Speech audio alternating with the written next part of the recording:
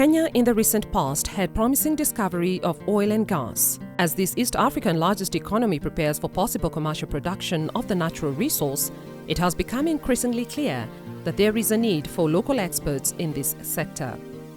In the university that I undertook my undergraduate, we did not have energy law classes. In 2012, Tullow Oil, through its Tullow Group Scholarship Scheme, started offering scholarships to 10 master's level students in Kenya wishing to study in the UK.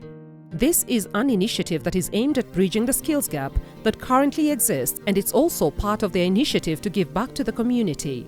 I'll be going to University of Leeds, and I'll be pursuing Masters of Science in Public Health International, which is in line with my career development. What I'm going to do in University of Sheffield is an MSc in Environmental and Energy Engineering. Seeing where Kenya is going right now, we are mostly focusing on renewable energy. There's geothermal, wind, power.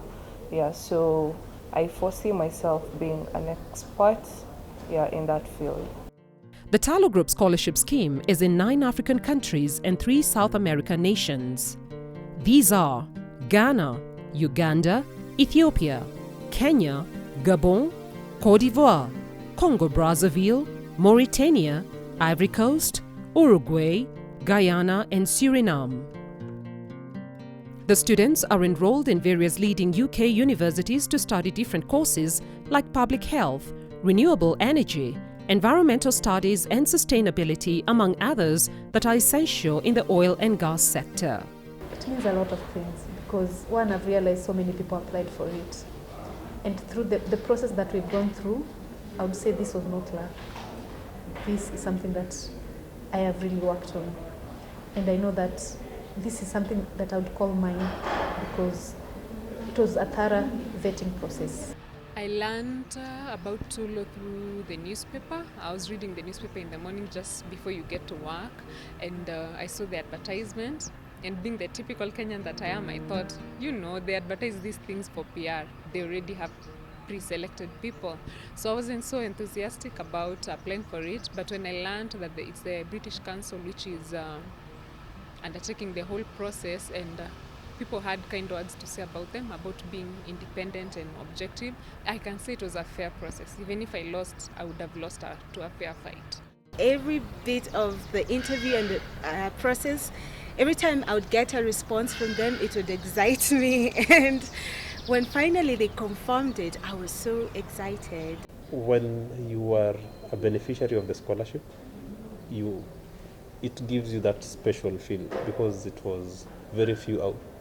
It was very few out of the many who applied. There were over 6,000 applications. We are 10 of us, and it makes me feel great.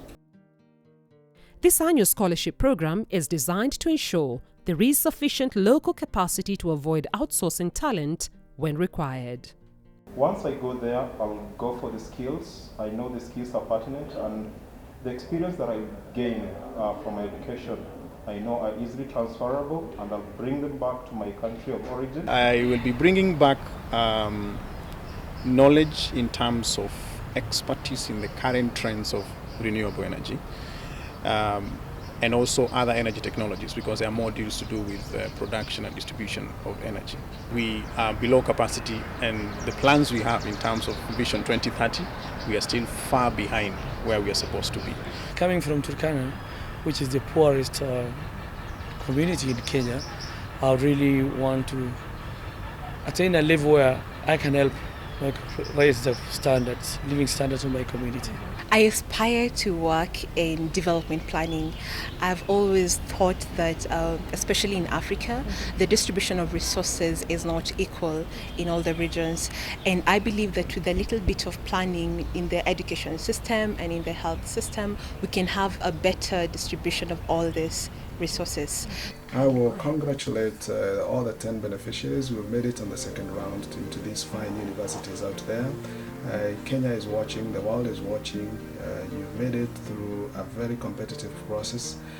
We're looking forward to conquering the world. We look forward to you coming back, and Tullow will be fully behind you and supporting you to realize the ambition to develop a workforce that is good enough, not just for Kenya, but good enough by international standards.